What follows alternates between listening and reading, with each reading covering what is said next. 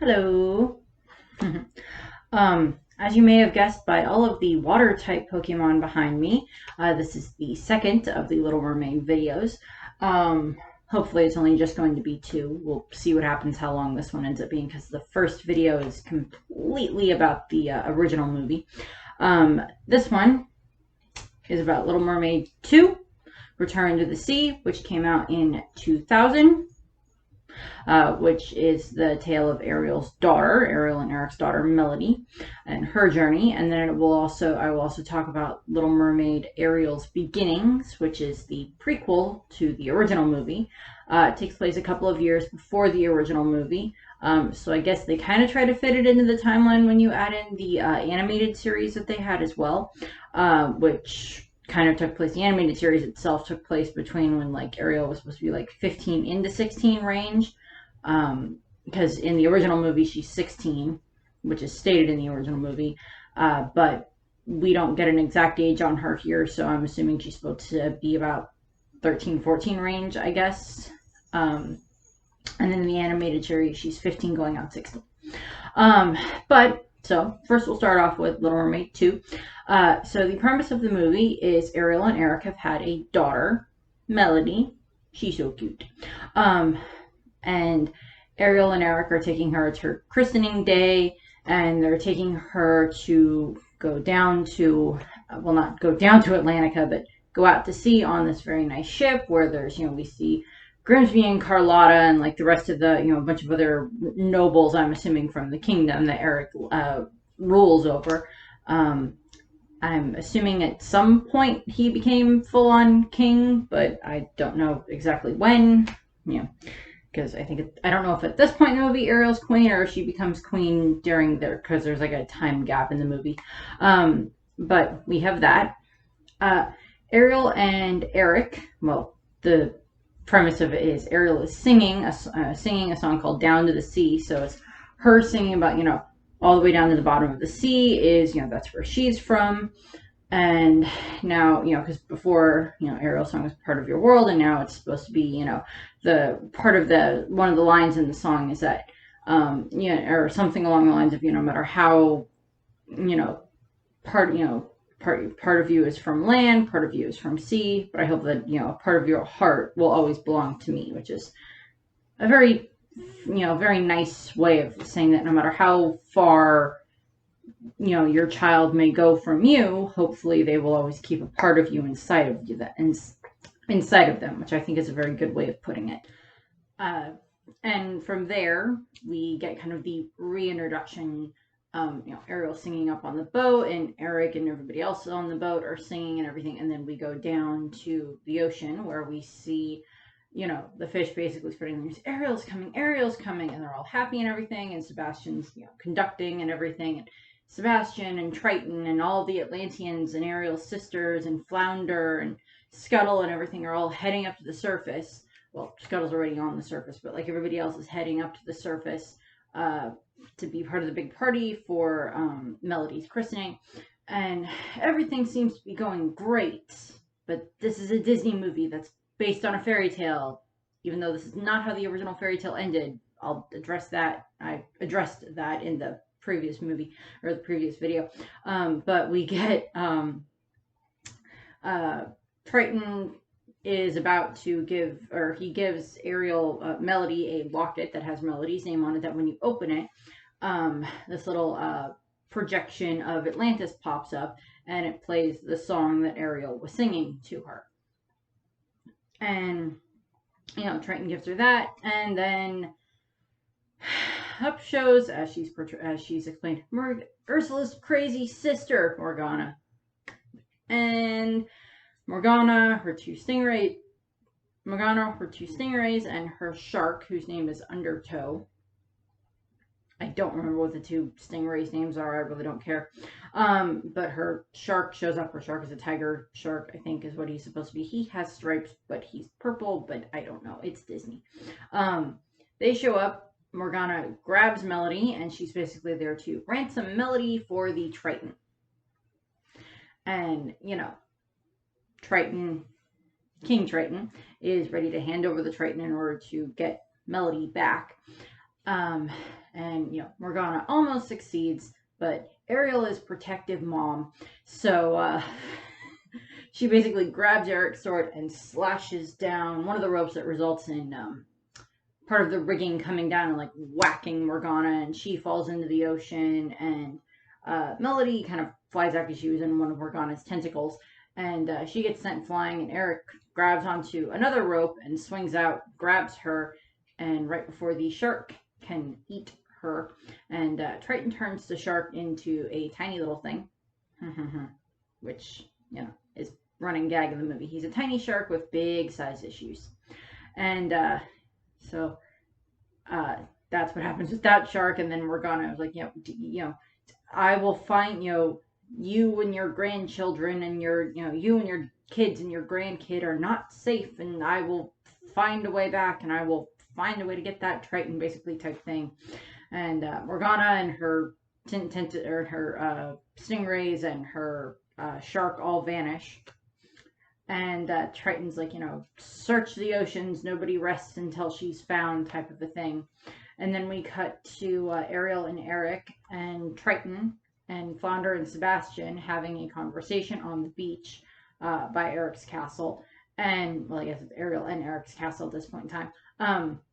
They're having a conversation, and Melody is, trying to crawl into the ocean, and Ariel picks her up, and she's like, no, sweetie, you can't do that because and Ariel says, until Morgana is found, Melody can't go into the ocean, and neither will I. So she kind of isolates herself from the ocean, from half of who she is.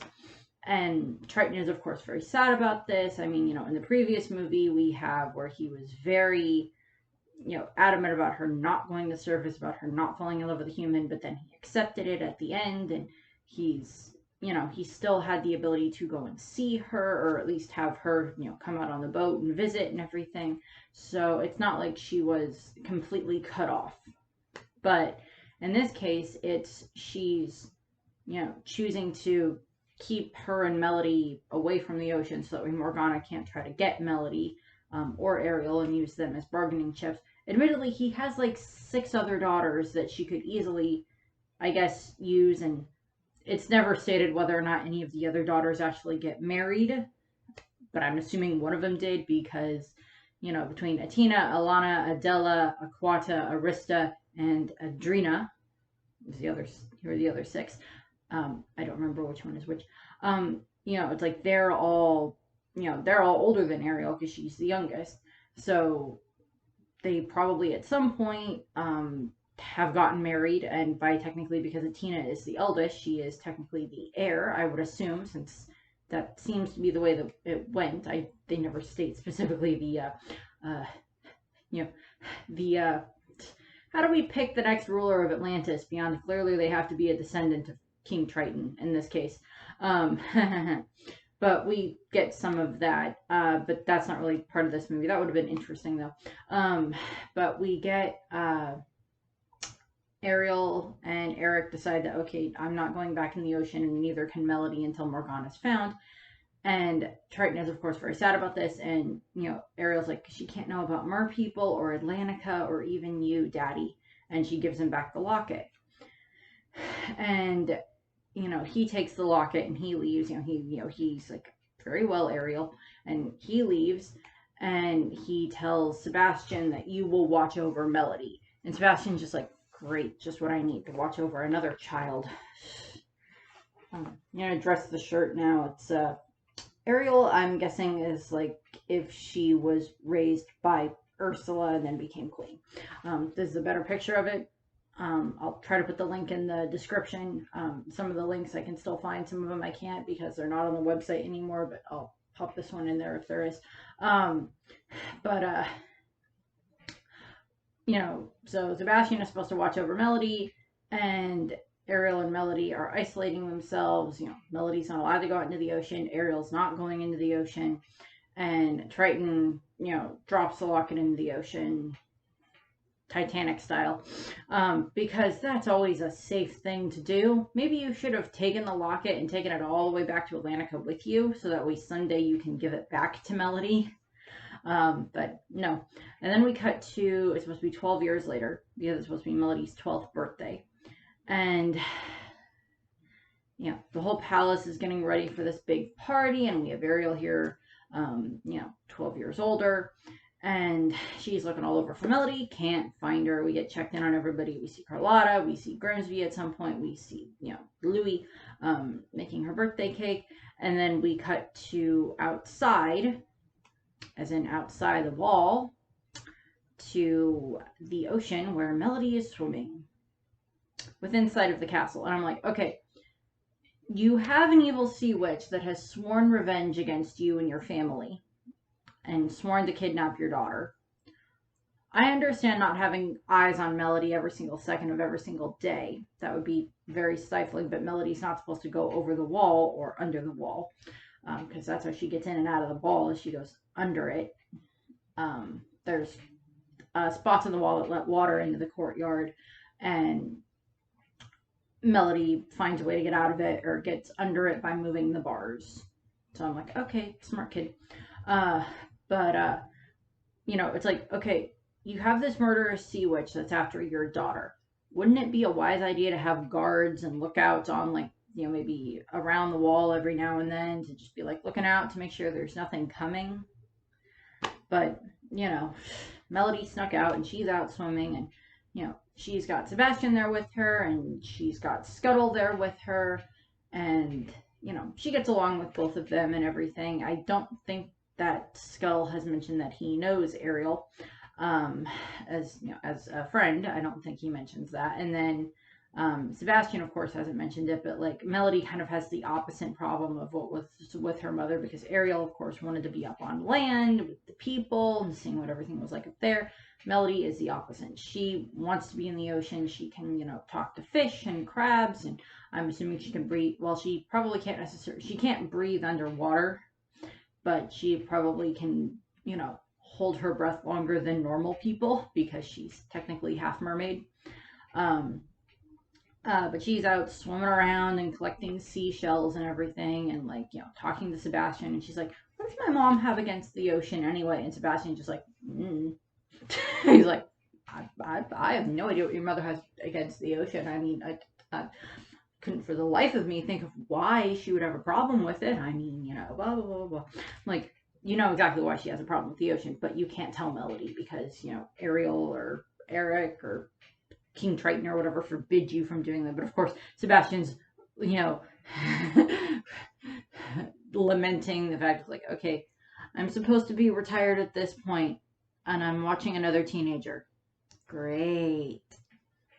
I mean, he went from having to keep an eye on Ariel to having to, he's got to keep an eye on Melody, with not a lot of time in between from the time whenever Melody started to escape the palace, because we don't know too much about that. But Melody finds this kind of dirt, sand encrusted, very golden, pretty shell. It is the locket, but she doesn't know that, and she takes it back up to the surface with her, and she's talking with Scuttle and Scuttle's just like, well, why don't you just tell Ariel how you feel?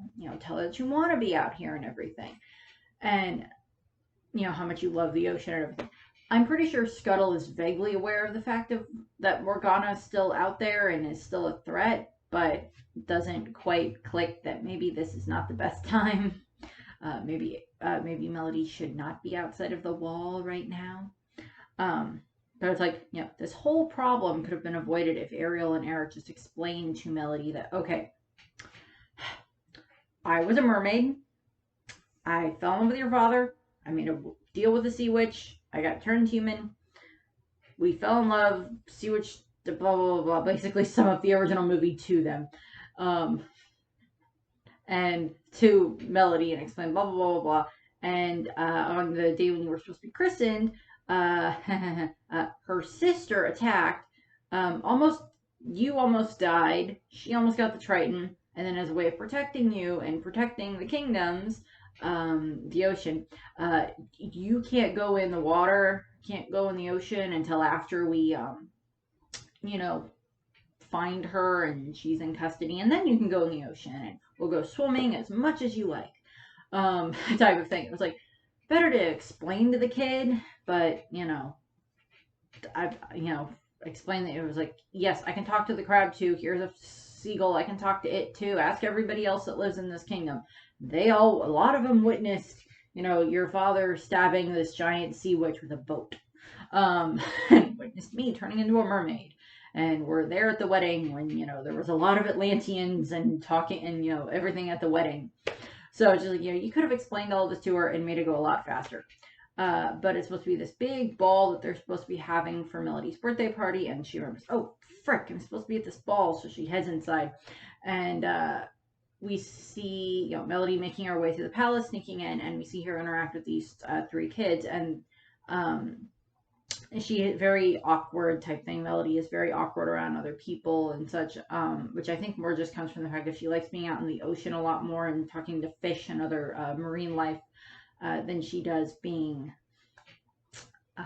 you know, having to be a princess and prim and proper and everything like that. And she doesn't like it.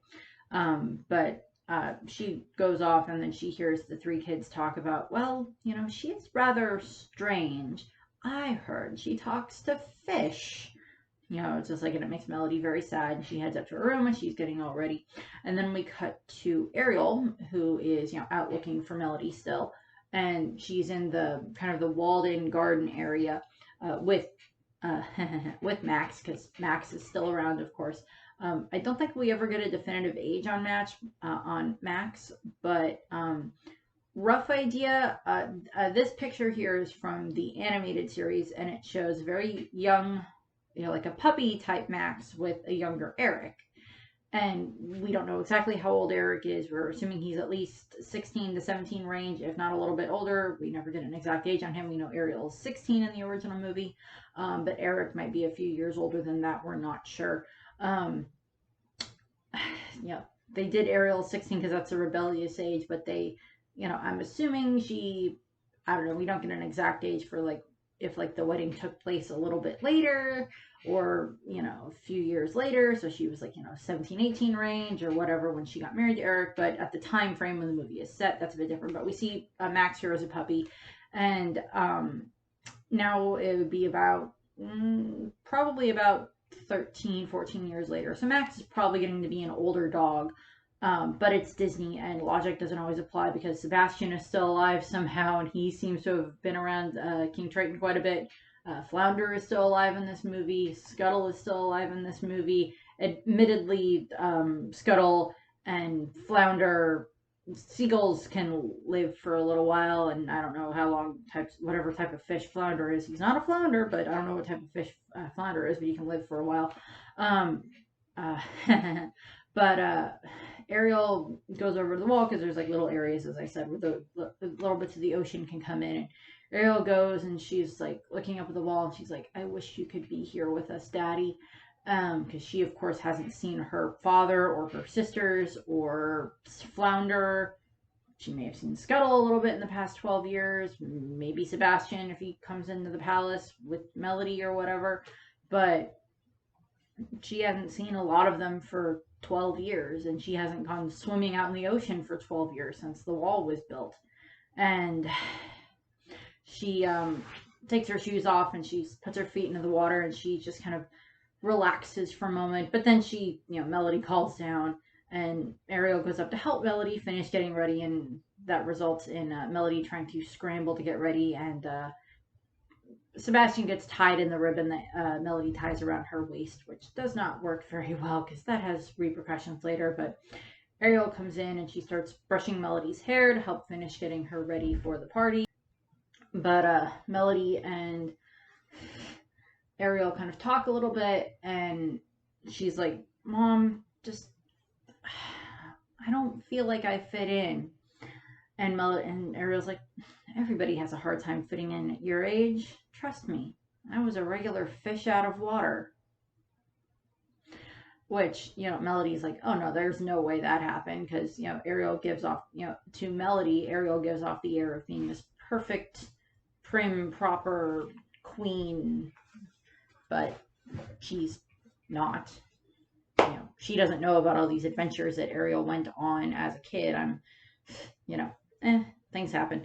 But jumping ahead, we get them going down to the party, and Melody dances with this gentleman, with this boy, and unfortunately it's going okay, but then Sebastian unfortunately kind of snaps on the guy's fingers when he's trying to escape from the ribbon that he's tied up in, and that results in a whole bunch of stuff with cake getting splattered and Sebastian getting chased around by Louis, because of course Louis still remembers Sebastian from the original movie, from when he escaped him, and they're running around, and then Melody runs off and runs upstairs, and she's very, very sad and everything, and Ariel goes up to try to comfort her, and Melody goes through her seashells, and she picks up the golden seashell and starts cleaning it off, and she finds that her name's on it.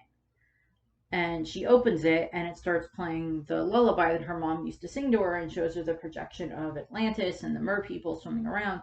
And Ariel grabs it, and she's like, "Where did you get this?" He's like, Melody's like, "I found it.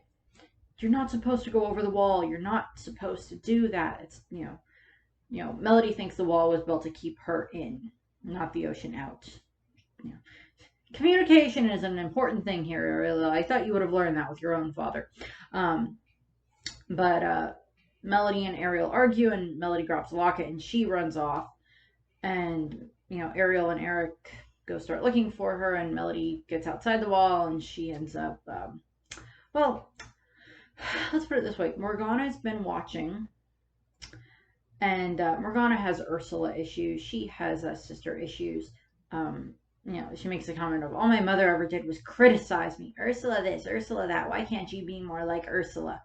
And, she does a whole thing where it's like, where you don't like someone, you put their face on a dartboard and you throw darts at it or something like that. She does that with Starfish and Ursula's picture, which is funny. Ursula's dead at this point in time. We know that because Eric stabbed her through with a ship at the end of the first movie. But, Morgana's still around. And not that it's ever stated that Ursula had a sister in the original movie, but it's like, Ursula's dead, so we need a new person, so just make her a sister. Okay. And they work great. But she's been trying they're hiding out in the Arctic, and she's been trying for 12 years to turn Undertow back into a normal sized shark, and that doesn't work. It keeps backfiring, and he turns into all these different weird creatures. And then turns back into the regular, his tiny little shark form. But, like Ursula does, she had like this, observation ball, crystal ball type thing that allowed her to see that, oh, Melody found the locket, and oh, she's going to have all these questions. So she sends Undertow and her 2 stingrays to go and find Melody and bring her back. And of course, Melody falls for this, because when she leaves the palace to go and try to find her answers for the locket, Undertow is there, and he and the stingrays start taking her to Morgana, because Melody hasn't been told anything. That doesn't work. And communication issues, people. Learn to explain to your kids why this is dangerous. Maybe you don't need to do the whole explanation of everything that happened to you, but like some of the explanation might be a wise decision. And they had, he starts leading her there, and Sebastian goes and tells Ariel and Eric that Melody's gone. She's vanished. We have to find her, and I don't know where she went and everything. And then, they start doing search parties all over land, and they go out to the ocean, and they talk to Triton, and Triton's like, okay, well, we'll leave the search parties here in the ocean. And Eric tells Ariel, you should go too. Nobody knows our daughter better than you do. And you know these oceans. And, we get the moment where for the first time in 12 years, Ariel gets to turn back into a mermaid, and we get Triton turning her into a mermaid. And so she's off to go and look for Melody. And, Undertow and the 2 stingrays take Melody up to the Arctic, where Morgana is, which of course travel in Disney movies in these cases is a little bit lackluster in regard to the fact of time. It take a little bit longer than that to go that way, even if you travel all night long, type of a thing. But they get there, and Morgana puts on the very sweet act and everything of, she'd like some food. How can I help you? Melody unfortunately falls for it, and Ariel, or not Ariel, Morgana explains, well, I do have a potion, because, you're actually a mermaid. So, Atlantica is real, you're really a mermaid. I can, I have a potion that I can use to turn you into a mermaid. And, you do that and be a mermaid. And Melody's like, oh, really? And Morgana's like, yep. And she uses, it's a bit of magic left over from Ursula, uses that to turn Melody into a mermaid. And Melody is, of course, so happy, but Morgana tells Undertow, I'm just reeling her in, calm down. And we get Melody all swimming around and everything, and we get a moment where we have Ariel and we do it's kind of a duet between it starts off with just Melody, like learning how to be a mermaid, swimming, getting used to all of that, kind of swimming around the Arctic and seeing all these different animals and everything. There's seals and penguins and walruses and other things, and she's swimming around, and we get the song For a Moment. And we have, Melody being very happy, and then the flip side of that song is Ariel singing about, once I find you, I'll explain to you everything that happened. I'll tell you all the tales of me living down here, of being the princess, of how I met your father, of all this stuff, and we'll swim and we'll do everything, and, and everything will be good again. And during the song, at one point, Ariel goes back to her grotto where she kept all of her stuff, which, I don't remember if the grotto was like all fixed up at this point in time, which either implied that either A, Triton allowed it to be fixed up as a remembrance of Ariel, or it's just still kind of all destroyed. I don't remember. So Ariel's singing, both of them are singing, and then we get to where Melody goes back to Morgana, and Morgana explains that the magic will only work for 3 days, and then then you'll turn back to a human, because I can't make it permanent because some kleptomaniac lunatic stole my Triton. And Melody's like, well, what if I got the Triton back for you? Well, I could turn you into a mermaid permanently, but he's a crazy man and blah blah blah blah blah. And Melody unfortunately falls for it. The dog is outside the door. But Melody unfortunately falls for it, and Morgana tells her, well, he lives here in Atlantica, and she gives Melody a map, which isn't really much of a map, but it's a map. And Morgana gives her a map, not much of a map, but Melody is trying to use it to find her way to Atlantica. That doesn't go so well. But first, we are introduced to Tip and Dash, who are a penguin and a walrus, who are best friends and who want to go on adventures and be explorers, and they think they're brave, and they try to help rescue a baby penguin, and that doesn't go so well, and they just make things worse, and they get scolded by all the other penguins, and then they run into Melody, and Melody explains to them, well, I need to get to Atlantica, and I need to get this Triton back and everything. And they're like, well, why? And they're like, well, because if I don't, then I'll turn back into a human. You're a human type thing. And they agree to help her. And we get the song, Tip and Dash, which is just like Titanic Tip and Daring Dash, which is, them singing about all these adventures they want to go on, and Melody's there. It's the travel song that gets them to Atlantica, and then bonding and becoming friends and all that fun stuff. And they get to Atlantica, and we cut back to Ariel. And Ariel is, she's been out searching. She goes back. She talks to her father. It's like, no, I still haven't found anything yet. And Triton's like, no, neither have we. And then she sees this little fish that looks like Flounder, and she thinks it's Flounder, but it's not. It is Flounder's kid. And then we're introduced to full-grown Flounder. And, you know, he has several kids of his own. He has some guppies of his own. And he's like, yeah, I'm sorry about what happened to Melody, but, you know, you're my best friend, Ariel, and I'll help you look for her.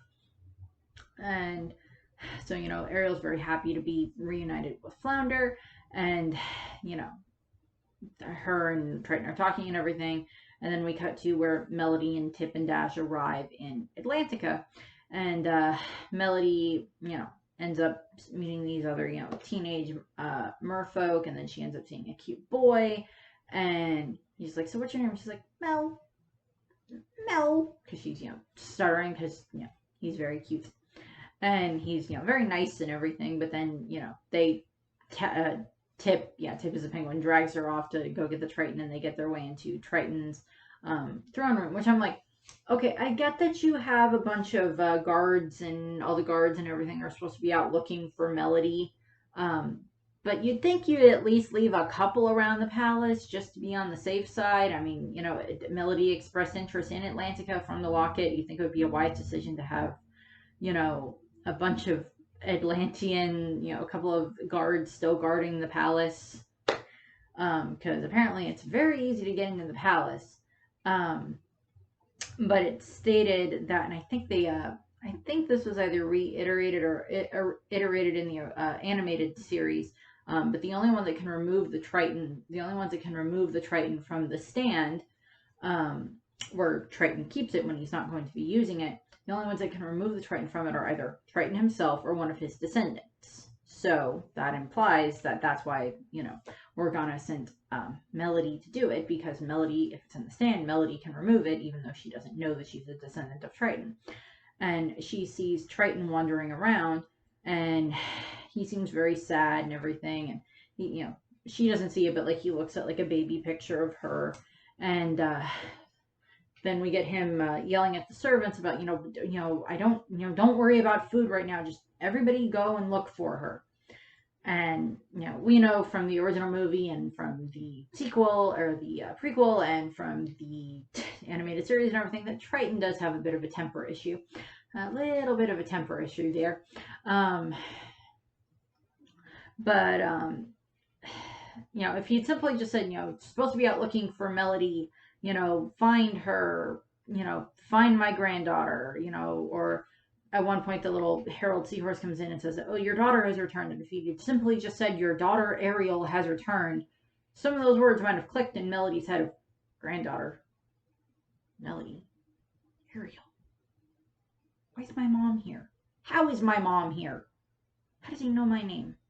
Type thing. But, so Triton leaves, and that leaves the throne room empty, and Melody hesitates before she takes a Triton, but she takes it, and then her and Tip and Dash leave, and she accidentally loses her locket. And when Ariel and Triton and Sebastian and Flounder get back into the throne room, they see that the Triton is gone, and they find that the locket is there, so they know it has to be Melody that took it. And then Ariel sees Morgana's two stingrays, and Ariel follows them. And Melody and Tip and Dash are up on the surface because she's looking at, like, Atlantica was never really that far from home, because she's looking at the wall. And they're like, wow, nice digs. But what's with the wall?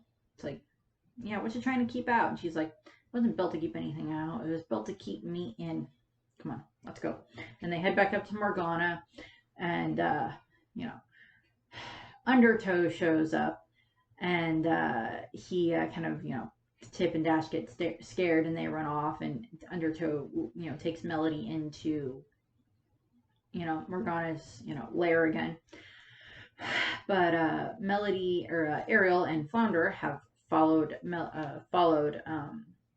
Morgana's stingrays up to her hideout, and that, you know, that leads them, so Ariel now knows where they are, but it's like, okay, Flounder, you have to go back and tell Dad where we are. And he's like, I'm not leaving you alone. There's her in there, and that shark, and those stingrays and everything, and you don't know what'll happen, and I'm not leaving you alone. And it's like Flounder's gotten a little bit of a backbone. He's still a worrywart, but he's gotten a bit of a backbone. Having kids would probably do that to him, I guess. But then a Scuttle miraculously shows up, even though they're up in the Arctic. And she's like, okay, she grabs Scuttle and she's like, Scuttle could take a note, take a message to Dad. And Flounder just gives her this look of, this is the same bird that didn't understand what a fork and a pipe were. Type thing of like, yes, Scuttle is the one to deliver the message. And Ariel's just like, at least the best hope we got. So she's like, Scuttle? She's like holding him by the beak. She's like, Scuttle, I need you to listen very carefully. And he's like, and then Melody or Ariel and Flounder make their way inside. And right before Melody is about to give Morgana the Triton, Ariel swims in and tries to stop them. And we get the moment of, you're a mermaid? From both of them. And, the whole realization of, okay, my mom's a mermaid. My daughter got turned into a mermaid. Well, how else was she supposed to get down to Atlantica? Ariel? I'm like, of course she got turned into a mermaid. And Morgana's like, well, how dare you keep all this information? She tries to get favor with Melody to give her the Triton. And, Melody gives Morgana the Triton, and Morgana is just like, ha ha ha ha ha, now I have all the power type of thing. All the power of the universe is mine. It's all the power of the ocean. And she's like, Melody, you really should have listened to her mother because she was just trying to protect you from me. And, she locks Melody away in like she locks Melody away into just like this little cave section of the Melody and Flounder away in there, and covers it in ice, and of course it's filled with water, so once Melody turns back into a human, she's gonna drown and she can't get out because of the ice. And Morgana then uses the power of the Triton to start turning her lair into more of a fortress, and she has Ariel and Tip and Dash try to make their way inside to try to find Melody, because it's like, are we cowardly worms, or are we gonna be heroes? Or 2 minutes as heroes and everything. And then, they go inside and they're going to try to rescue Melody because she's their friend. Of course. And then we get Triton and the Royal Guard and Sebastian and, Eric and his fleet arrive because Scuttle did what he was supposed to do. They get there, and Ariel is still being held captive by Morgana, and Morgana is just basically taunting them, and she turns Undertow back into a big shark, and we get kind of a climax of what's going on of,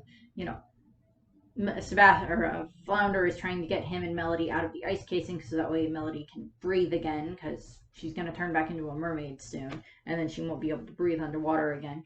And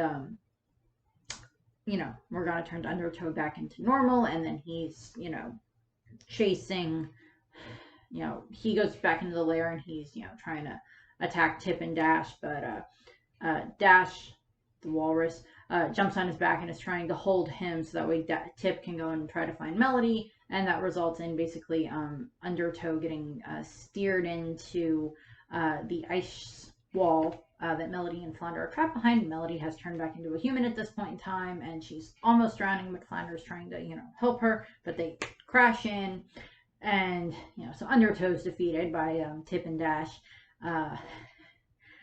with an assist from an ice wall, and, all of his teeth fall out, and basically Tip was inside of his mouth, and he's like, another plan, perfectly executed. So it's basically like I survived. I love it when I do that.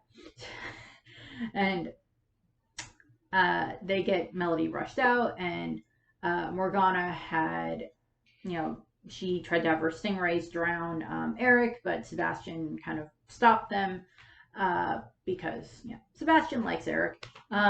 At this point in time, he likes Eric. I'm pretty sure, well, when he first was around Eric, he didn't really like him, but he's like, okay, we get to blah, blah, blah, blah. But he likes Eric at this point in time. I think Eric has proved himself. And they, Morgana is forcing, all of the ocean creatures and the merfolk and everything to bow down.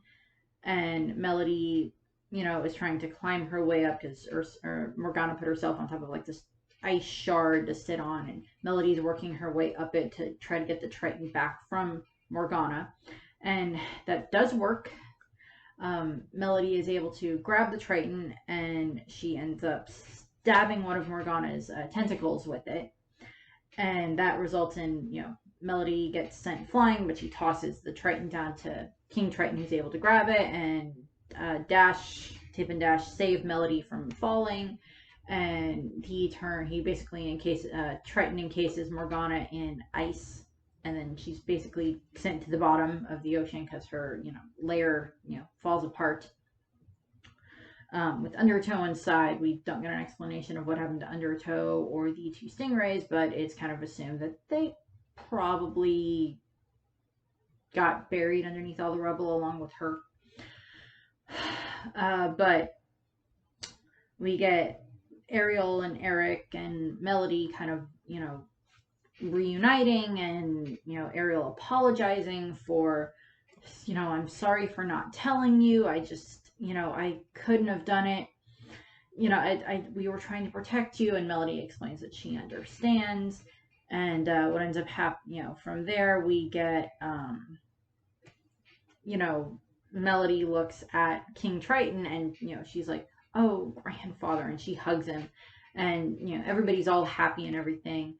And Triton gives her the choice of, well, I'm going to give you a choice because you're my granddaughter. You can either come to Atlantica and live with me and basically become a mermaid, or you can stay up on land with your parents. And she's like, I have a better idea. And then it's supposed to be like the next day or whatever that,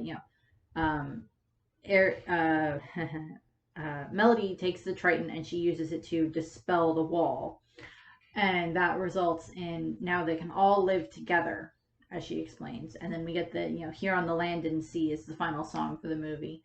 And it's, everybody on land, Grimsby, Carlotta, Ariel, Eric, are, able to go, now they can all go into the water. Like a bunch of the royals come into the water and start swimming around and everything. And, Melody feels much more comfortable in her own skin now because she knows the other half of who she is. She can't deny being part of the ocean anymore. And, all of the family is happy. And, in Little Mermaid, the whole thing was Ariel and Eric had to have a kiss of true love in order for Ariel to become permanently human. In this, we do get Ariel and Eric kissing again, which it still shows that they are very much in love, which I do like. It's still, Ariel gets to be herself more now as well, and we get her and Melody swimming around together, and Ariel, gives Melody the locket that she should have been able to have this whole time, but because of Morgana, she couldn't. And then, of course, we get the big happy shot of all the family together.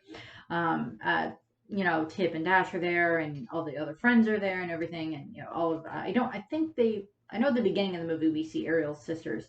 I don't remember if we see them in this end sequence or not, but it's assumed that they're there as well. And then we get into, and that's basically where that goes. And then we get like a new version of Part of Your World that plays in the credits, which is still nice, and I still sing along to, because I'm me and I sing along to a lot of the songs in the Disney movies. Then we get into the prequel, which is Little Mermaid, Ariel's Beginning, which came out in 2008. There had been ideas for a Little Mermaid 3, kind of like what they did with, they did the 3 Aladdin movies, they did the 3 Cinderella movies, but they wanted to do a Little Mermaid 3. And there's not really a whole lot of like what would have been, the movie would have been about. I think it probably involves something to do with like a shipwreck and a little more of Melody's story and everything, but there wasn't really too much else that went along with it, unfortunately. There had been like teasers, I guess, for it, but they ended up redoing the whole story, and it's basically about a young Ariel, very young Ariel, and her family and everything. And we get more of a backstory on Ariel's family life. We meet her mother, Queen Athena, and it is kind of shown that it's implied that in the original movie, Triton, and the sequel, of course, Triton only has white hair. But in one of the animated series episodes, Triton gets turned into a kid again, and he has red hair like Ariel does. And throughout the course of the, when we see him later on at the beginning of Ariel's beginnings, he has slightly lighter red hair, but it's still red hair. And then, Ariel's, at the end of Ariel's beginnings in the original movie and in the sequel, of course, he has white hair. But having 7 daughters will probably give you white hair a little bit faster, and being a king will do that too. But so he has red hair, so it's supposed to be a connection between him and Ariel. But we see them and the whole family being happy, and it's played under the song of Endless Sky, which is it's also referred to as Athena's song. And, we see Triton and Athena happy. We see them with their kids, and everybody's happy, and there's music and laughter everywhere in Atlantica. And we see them all relaxing in a lagoon above water. And Triton gives Athena a music box, little shell kind of music box that plays their song. And then pirates show up. And, all the mermaids flee and everything. And Athena had, one of the other daughters had gotten caught on the rock, so she's helping the daughter, and the daughter escapes. And then Athena tries to go back to grab the music box. And it's assumed that Athena is dead, killed by the pirates, or taken aboard the ship and then killed, something along those lines. And it breaks Triton's heart, which she was the love of his life, she was his soulmate, she was his best friend, she was his queen, the mother of his children, she was everything to him, and he lost her. And music just makes him think of her. And he, sends the music box to the bottom of the ocean again. Titanic thing, drop the music, drop the locket into the ocean, drop the musical locket into the ocean, drop the music box into the ocean. Yes, because things that fall to the ocean are never found again.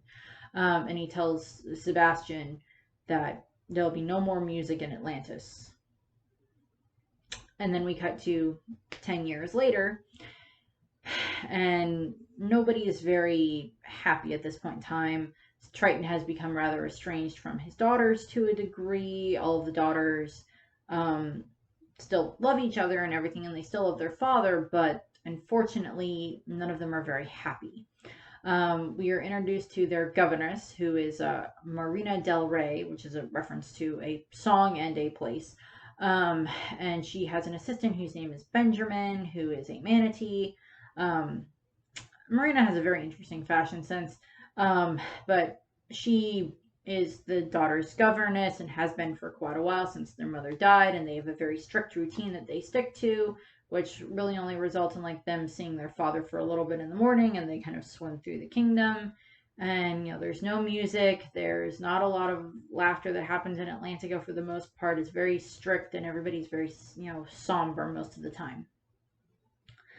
And Ariel doesn't like that. The other daughters don't really like that. But they're kind of well, this is what we have.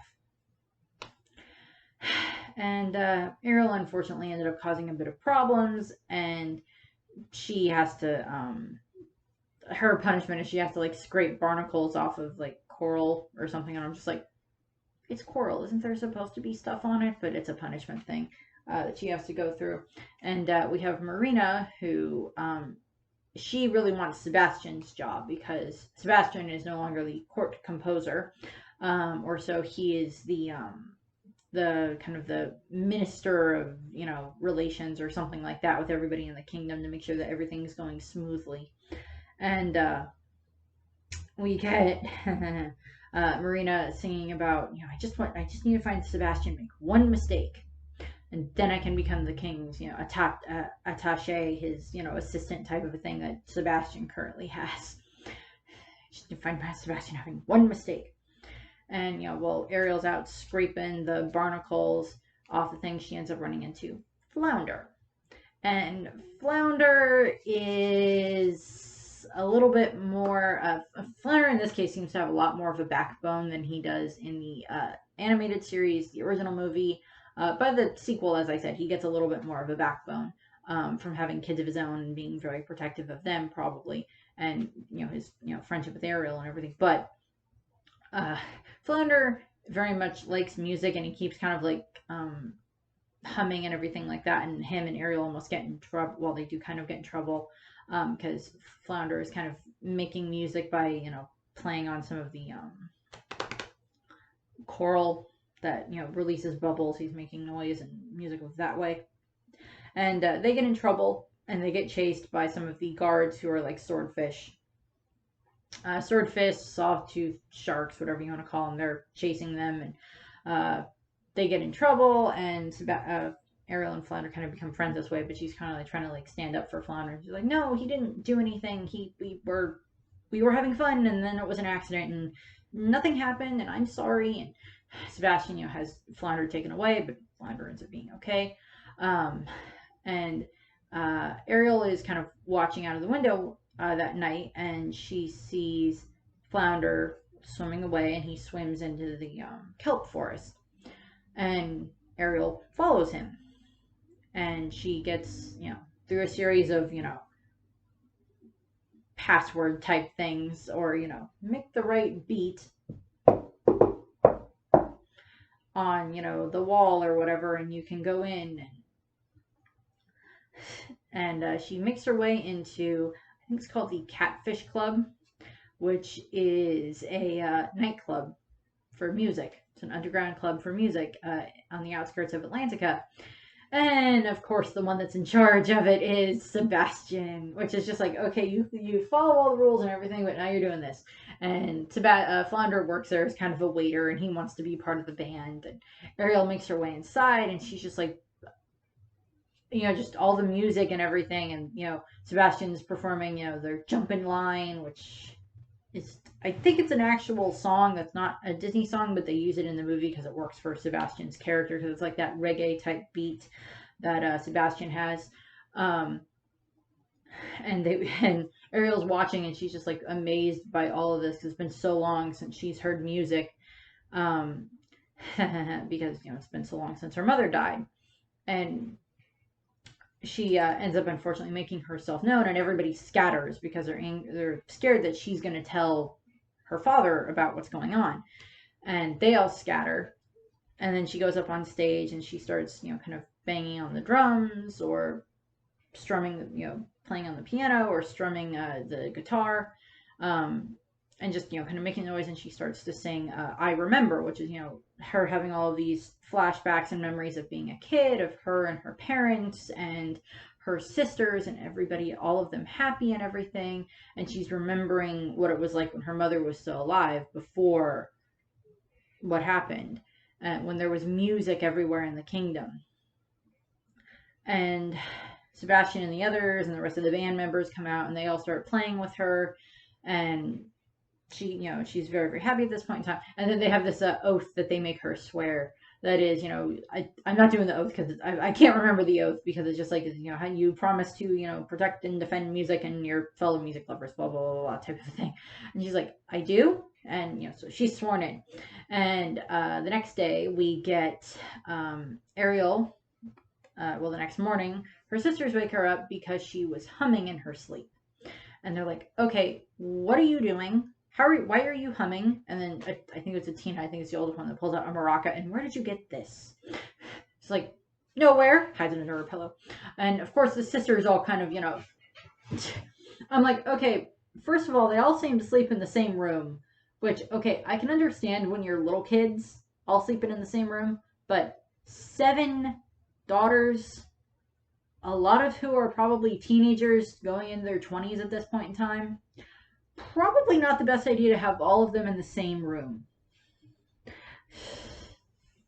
And we get the joke, because like at one point it's like, you stole my mask, it has my initial embroidered on it.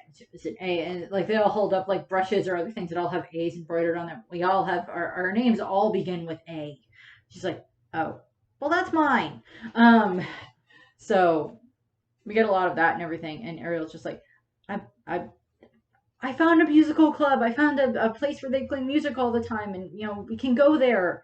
And Marina doesn't overhear this, but she's bewildered by the girls' behavior, because they seem to be acting a little bit happier, and she's a little bewildered by this. And she goes and talks to King Triton about you know, the daughters are going a little bit out of hand and everything.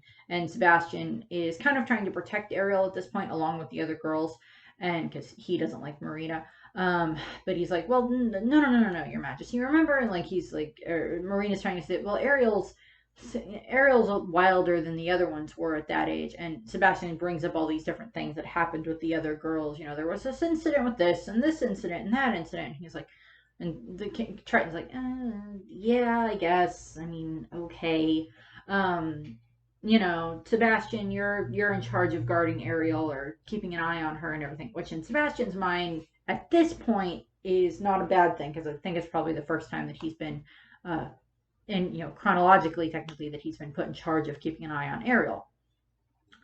And so he's like, okay. And it's also, it gives him ability to be keep an eye on her and, you know, take her to the catfish club or whatever. And the next night, you know, that night, Ariel and the daughter and her sisters all go to the catfish club. And they're all singing and singing and dancing and having fun and just having, you know, a lot of fun with all the different fish and the music and everything. And they see Sebastian there and everything. And Marina showed up in the middle of the night to check on them, and all of their beds are empty. And somehow she follows them, and I'm just like, how did she follow them? It's not like they left a trail behind, but she followed them somehow and made her way to the catfish club, where she sees Sebastian singing and dancing and everything. And the next day, I think it's supposed to be the next day that she has something planned.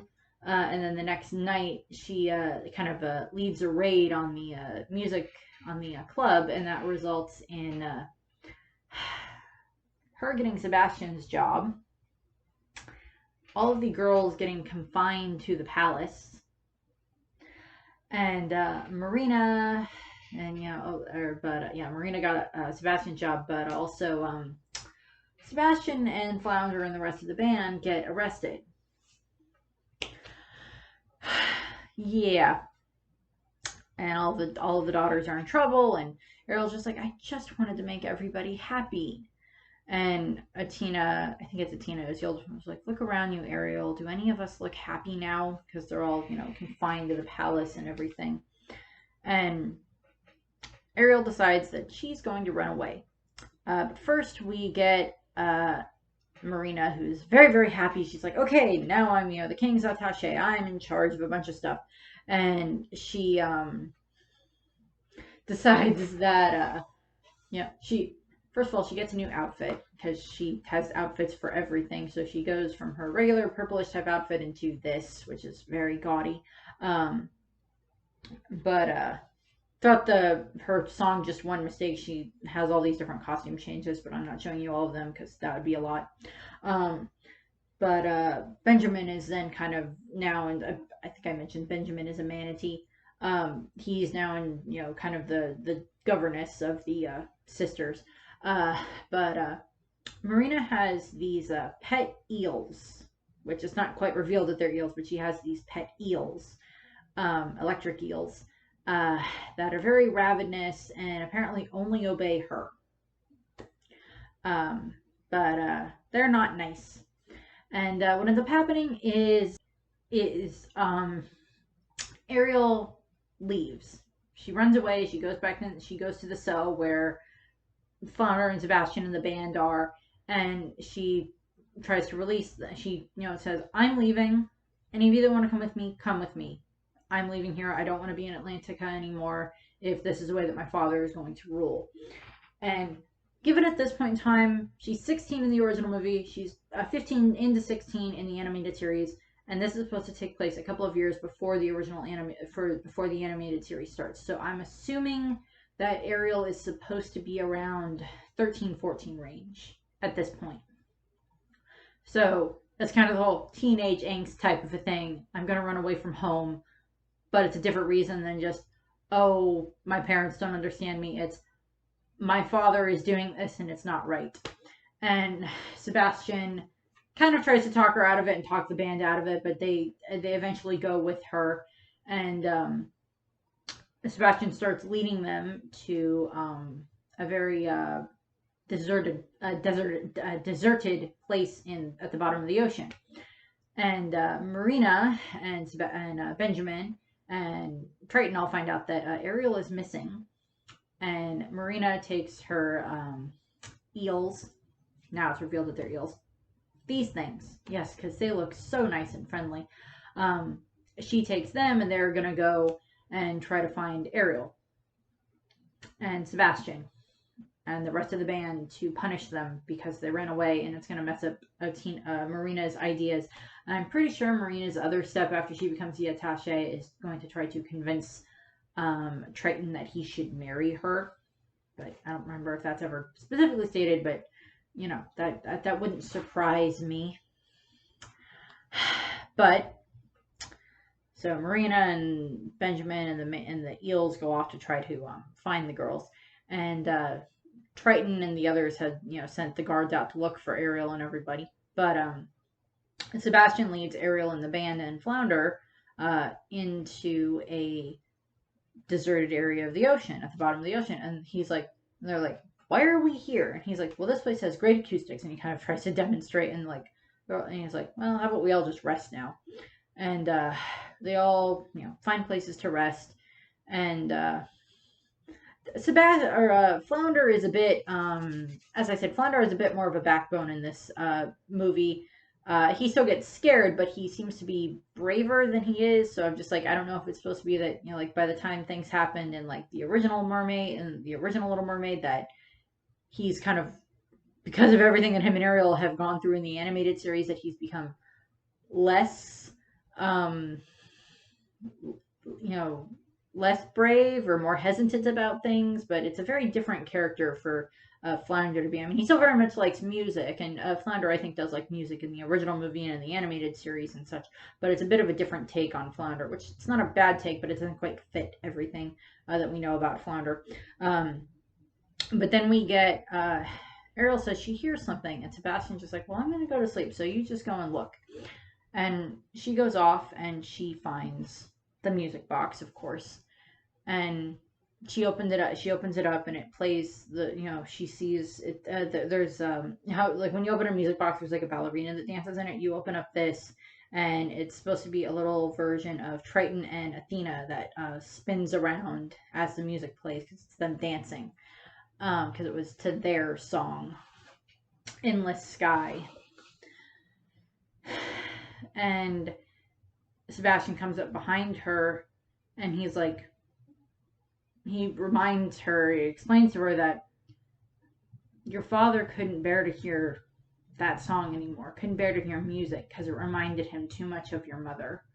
It reminded him too much of the pain that he was in because she was gone.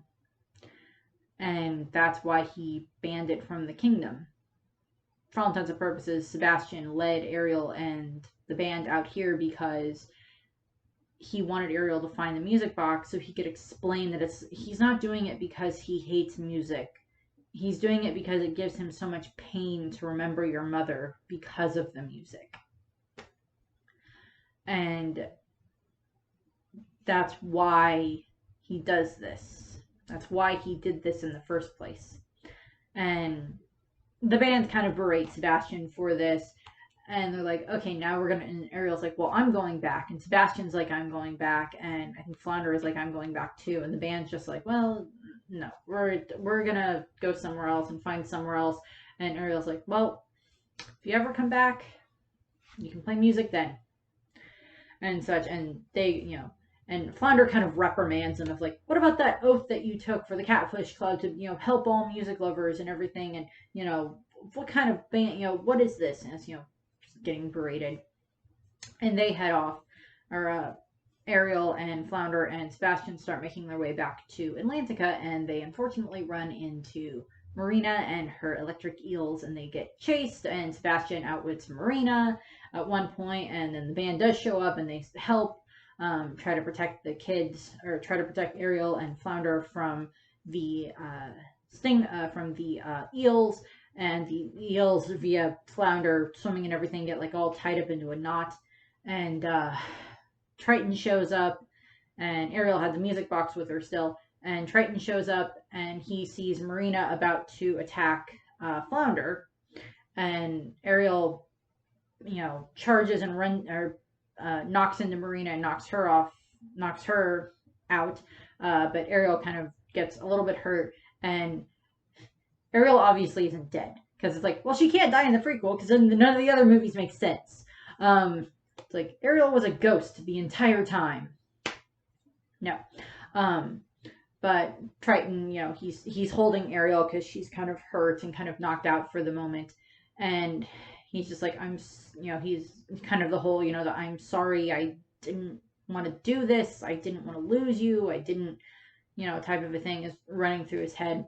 And Ariel wakes up and she opens the music box and it starts to play, and her and Triton, she had made the comment to Sebastian that he's forgotten what it feels like with the music, how happy the music can make him feel. And she uses the music box at that point in time to remind them. And, Sebastian, Triton then has Marina and Benjamin arrested, and they're in the cell. They're put into a cell. And then we get Triton and the 7 daughters and Sebastian, and he invites a bunch of the people from the kingdom into the palace, and he makes the declaration of, from this point forward, music shall return. From this point forward, music shall return to Atlantica, and Sebastian will be our first royal court composer type thing. And then we get a big song which is called "I Will Sing," and it's supposed to be the singing will continue type of a thing. And so we get that, and we get everybody's happy, and Triton goes into this kind of rundown garden area that had the statue of him and Athena in it. And he takes the music box and he puts it at the bottom of the statue and opens it, and it plays, and the music and the magic from the music box, probably enhanced by Triton's own power, fixes up the garden, and the statue is returned to what it should be, and all the color and the coral and everything returns to the garden. And Ariel comes in and she asks him to dance, and and they kind of start dancing, but then everybody else comes in and there's like conga line, and they do like a conga line, and they're all singing and dancing and happy. And that by technicality would be kind of where that would lead into the animated series, because music is very prevalent throughout the animated series. If I remember correctly, the animated series was, I want to say like 2000, or not 2000, it was like 1992 or 1995, somewhere in that range, for when it started, and then I think it went for like 3 or 4 seasons or something like that. I had a cassette tape that had songs from it, and that was like official from Disney, and like I remember wearing that thing out specifically for like one specific song. And if I look through the list of like all the songs from the animated series, I would probably find the song, but I can't remember what it was. It was just like one of my favorite ones, and mostly just because I think I just love Jodie Benson and every iteration of Ariel, the prequel, the sequel, the original, House of Mouse stuff, Kingdom Hearts stuff, her, I think, popping up in anything else, I believe, has all been voiced by Jodie Benson. Jodie Benson has been in other Disney shows as well, either providing her voice, or she popped up in Enchanted, the live action one that they did, where she plays one of the people that works at the law office. And so we get that and everything, and she didn't play her in Once Upon a Time, but that's where the prequel and the sequel end. And I'm just gonna pop on the rest of the miscellaneous stuff that I have for Little Mermaid on the end of this one, because I'm pretty sure the original, because the first one, the video where I talk about the original one, which I'm actually recording this one first, and then I'll record the original one, because I gotta watch the bonus features on that to make sure that I have my facts straight. But I'll be watching that, and then I'll record the sequel. But first, we have miscellaneous for Little Mermaid, for what it pops up and other things. So first of all, we have Kingdom Hearts. Little Mermaid, Atlantica World pops up in the original Kingdom Hearts game. We meet Ariel, Flounder, Sebastian, Ursula. I think we meet Ursula on that one. We meet Triton, and they go there, and Ariel meets Sora, Donald, and Goofy, and Sora gets turned into a mermaid. Goofy gets turned into, I don't remember what Goofy gets turned into. I think Goofy gets turned into a turtle, and then Sora gets, or Donald gets turned into something else. I don't remember, but the three of them get turned into things so they can, swim around in the water, and be, able to swim and everything and breathe underwater. And it's a lot of mini games happen in that. You have to learn how to swim, and then there's a lot of music based ones like you do Under the Sea. You have to play that on hit the right beats on it, and then you have to do the same thing with like Part of Your World, which took me several times to get through, even though I know those songs. You just have to hit the right beats at the right time, and get like a certain level of completion on it. And then you end up fighting Ursula again. I think you end up fighting Ursula in the series at one point. You have to fight the shark from the shipwreck at one point. I might be conflicting that with the Kingdom Hearts 2, where you see Ariel again. But in the original Kingdom Hearts, Ariel is very interested in like worlds outside of Atlantica, because she assumed, Donald, Goofy, and Sora are from world outside of Atlantica, and she's very interested in that. And she wants to learn about that, and so you swim around the ocean for a little while and you help Ariel. And then in the second Kingdom Hearts game, Kingdom Hearts 2, you return, and that's more based on the original movie, where you have, Ariel and Eric, and I think that's where you do the Part of Your World game. I think so. I'm not 100% sure. But you see Ariel, and you have to end up fighting Ursula, and you watch Ariel go and, be with Eric, and the ending of that one, or the end credits of that one, involves Ariel and Eric kissing. And so you have to fight Ursula, which involves singing and fighting Ursula, which is kind of fun. They do pop up in Kingdom Hearts Chain of Memories, which is deals with just basically reiterating certain things and reminding you of what happened in certain games. It's a money-making thing, but it's still kind of fun, and you fight Ursula again there. Ariel Ariel is not part of the full story in Kingdom Hearts 3, but she does appear with a summon, and you can use Ariel as a summon in Kingdom Hearts 3. Eric's same thing as what's in the original movie. He's a prince on the land, near Atlantica, and him and Ariel end up falling in love, and you fight Ursula and everything for that, and Triton and all of that. Well, you don't fight Triton, but Triton is there, and you have to help Ariel against Ursula. And then there's not too much with that. Other miscellaneous stuff, you have House of Mouse. Ariel and Flounder and Sebastian, and I'm pretty sure King Triton, have all ended up in House of Mouse at various points in time. Here's one with Ariel brushing her hair with, the dingle hopper, the fork. And then we also there was a whole episode that involved the House of Mouse being extremely, extremely hot, and the only guest was Hades, and then it gets washed out because reasons, and it's filled with water. So then we have Ariel show up, and she's the only guest, and we have Goofy serving her, so we have this. Ursula pops up at some point in House of Mouse. She's part of the Disney's Mickey's House of Villains, or whatever that they do, where the villains take over the House of Mouse. Not really too much else with House of Mouse. Ariel does appear in Sophia the First. Here we have her showing up and helping Sophia in like swimming or whatever. Sophia gets turned into a mermaid. They swim around. Not super familiar with Sophia the First, but that will we get there. And then we get Wreck-It Ralph, or Ralph Breaks the Internet, where of course we have Ariel, along with all the other Disney princesses, are in the Oh My Disney World.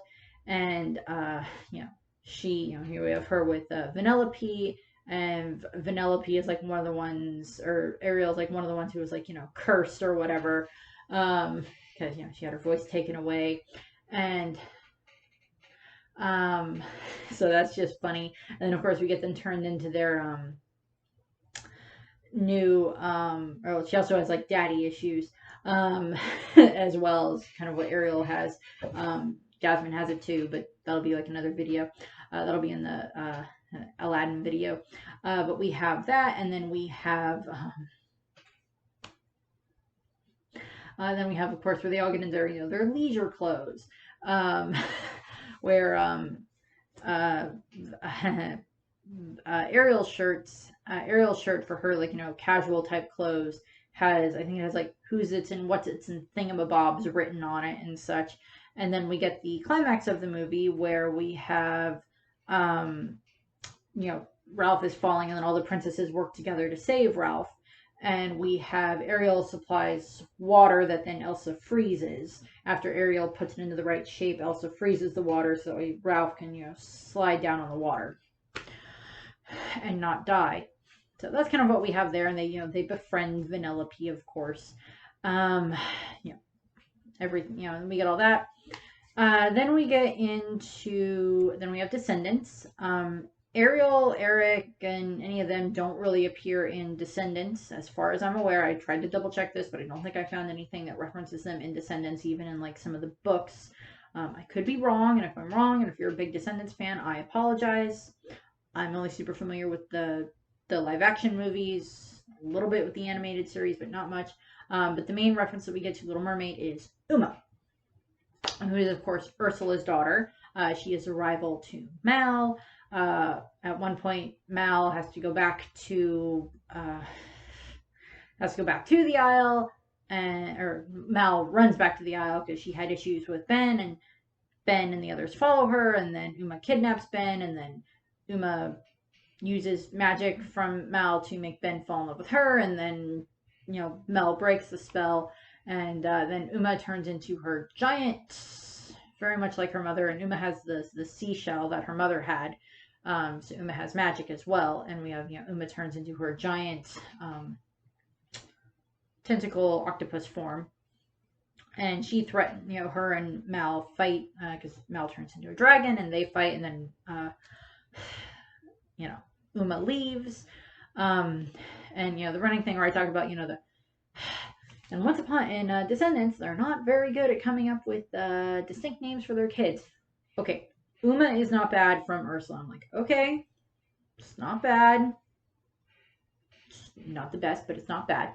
It's better than having your son named Ben when your name is Belle and Beast. I'm like, okay, it's a little bit better than that.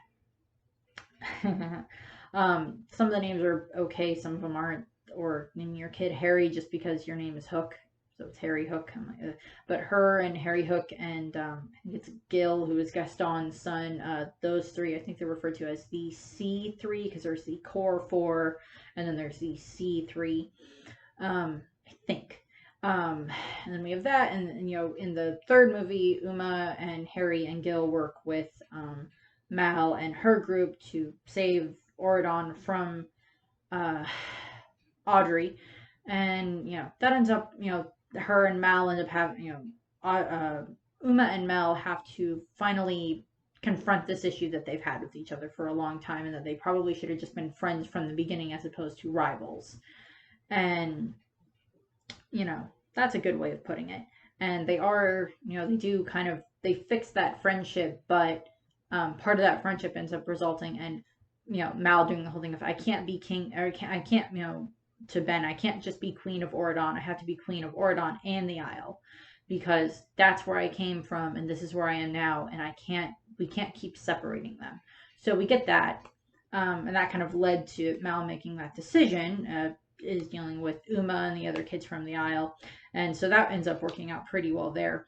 And then we get into, then I believe it is just Once Upon a Time, and then I think we are done for the miscellaneous. Oh, I have another thing for the miscellaneous, but first we'll do Once Upon a Time. So, Ariel, I believe, pops up in the, I think it's the second or the third season for that, and we are introduced to Ariel here. If you've ever watched the show Reba, the sitcom Reba starring Reba McEntire, this same lady, Joanne Garcia, plays her daughter. Does a great job. When I'm watching Ariel pop up, I'm like, wait a second, that's the girl that played Reba's daughter. So that's just me. Tangents. Sorry. So we get that. She's Ariel, and Ariel doesn't ever really end up getting cursed into Storybrooke. She ends up getting kind of tricked by Regina. Or we still get the whole thing of, you know, she ended up meeting Eric. She met Eric. This is Eric in the Enchanted Forest. And Regina takes on the guise of Ursula and looks like this. And she tricks Ariel into, you know, I'll give you this cuff and it'll allow you to turn on, you know, walk on land and everything, but only for 12 hours with, you know, certain time frames and everything. And she then, she tells issues happen, and Ariel meets Snow White, and they end up becoming friends. And then Ariel, or Snow, tries to convince Ariel to tell Eric how she feels, and that kind of works, but then it doesn't, and then issues happen. And I think I don't remember if it's Ariel gets her voice stolen, because they still bring that into the effect. But then they also do something like that with Ursula in Once Upon a Time too. But I don't remember exactly if it's Ariel. It's in Once Upon a Time, if Ariel gets like her singing voice stolen so she can still talk, or if it's she gets her whole voice stolen, and then years later after the curse and everything, and because Ariel pops up in Neverland, because Regina calls upon her, and she, makes Ariel have to go to Mr. Gold's shop and bring them something. And Ariel is reunited with Eric there, but then she has to go back and finish her deal with Regina, and issues happen with that. But eventually, Ariel and Eric are reunited, fully able to be together, and that's great. Everybody's happy in that case. And then we get the Ursula part of the story for Once Upon a Time. We get Ursula had been. Let me see if I can make sure that I have this correct for what they have for Ursula. We get where Ursula was so having a hard time with this because we haven't gotten to Ursula yet, or Ariel yet in Once Upon a Time yet. We're almost finished with season 1, but that's still a ways to go. But if I remember correctly, Ursula was the daughter of one of the kings of the ocean, one of the different rulers of the ocean. And she took his trident because she had gone up to the surface so many times, and she sang at this bar, and we have her singing. I think she sings Fathoms Below in the series. I don't think we ever get Ariel singing Part of Your World, but I wouldn't be surprised if like part of that melody stuck its way in there at some point with Ariel. But Ursula had used her power to turn herself into her tentacle type form and have all of this power that unfortunately doesn't end up working very well in her favor, and she does kind of become the villain type setup in that. And she has her singing voice taken away, so she can't sing anymore because her father did that to her. And then when Regina sent everybody into the non-magic world when she used her curse the first time, Ursula, along with Maleficent and Cruella de Vil, as I stated, get sent to different areas. They are not in Storybrooke, and at one point, Regina and Rumpelstiltskin go and find the three of those three villainesses, and they bring them back into Storybrooke. Maleficent kind of gets her redemption with her own daughter, with Lilith. Cruella kind of proves that she couldn't have been redeemed, and she ends up dying, getting killed. And then we have Ursula, who, via certain things, Ariel does end up bringing Ursula's father, and they're able to fix that mend, and Ursula gets her voice back, so she's happy again. And then, of course, it's, everyone is, kind of by the end of Once Upon a Time, it's people are happy. Ursula has her father back, or I think it was her father, and so they do a whole lot with that. I know I'm glazing over stuff with Ursula. At some point, I might end up doing a bit more in depth with some of the Once Upon a Time stuff once I watch through Once Upon a Time the rest of the way, but we'll see what happens with that. I think I have one more thing, or two more things I think to talk about for Little Mermaid, and then we'll be all finished. So, a couple of years ago on ABC Family, they were doing all these different live musicals and stuff like that, and one of the ones that they did, I think that was for like the 30th anniversary, I think, of Little Mermaid. I think it was the 30th anniversary they did for Little Mermaid, because that came out in 1989. They had the live action performance of Little Mermaid, and they had they had Queen Latifah as Ursula, which was perfect. They had John Stamos, who is Uncle Jesse, of course, from Full House, as Chef Louis, which I'm pretty sure if he was a lot younger, they probably would have casted him as Eric, but they didn't. And then we get, I think it was Shaggy, who's a singer, played Sebastian. But I don't remember who they got for exactly everybody else. But they did a great job with the musical because I watched it and I think they did great. And I don't remember if they bring this up in the actual musical, in the live action musical that they did for it for this one, or it was on TV. I don't remember if they have some of the Broadway songs in it or all the Broadway songs in it, because in one of the Broadway songs they have it where it's revealed that Ursula is actually Triton's sister, Triton's older sister, I think, and she was going to be queen, but then they had her parents had a boy, because then he's the boy, so he's technically the first in line for the throne, even though she was the oldest. And there was issues that happened, and there was a Triton in the shell and problems and all this type of stuff. So by technicality, in that case, it's Ursula is Triton's sister, and she's Ariel's aunt. And there was other issues that they bring up with that in the Broadway play, which I get that they changed the Broadway play a little bit.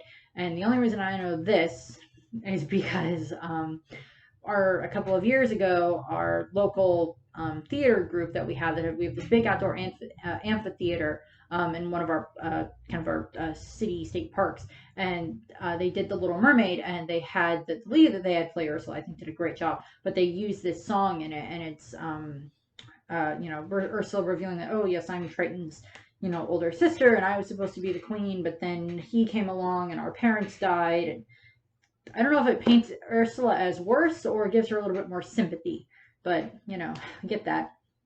They are working on a live action Little Mermaid movie at the moment. I don't remember who they exactly have cast in it, but I know that that's in development at the moment. I do believe they're going to be making it a bit more ethnically diverse, which I'm like, works for me. I like that because fairy tales can exceed ethnicity and culture and everything, because if you have a good fairy tale, it should exceed beyond just the original culture that it came from. Those values and those lessons from it should exceed that and go beyond that.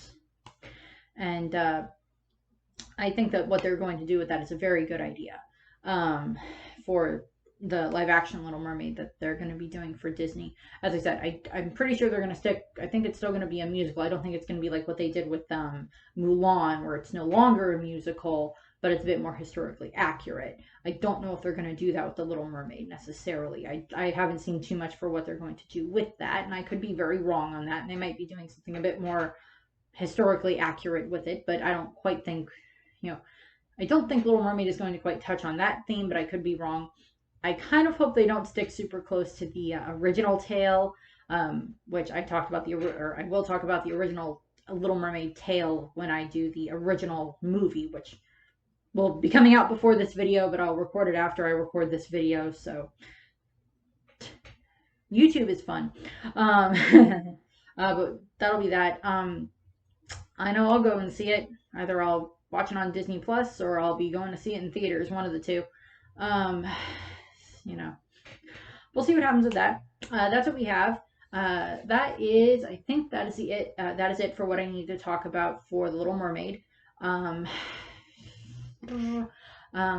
Hopefully I covered everything that I wanted to cover that doesn't involve the original movie. But I think that was it. Yeah, I got all my water type Pokemon.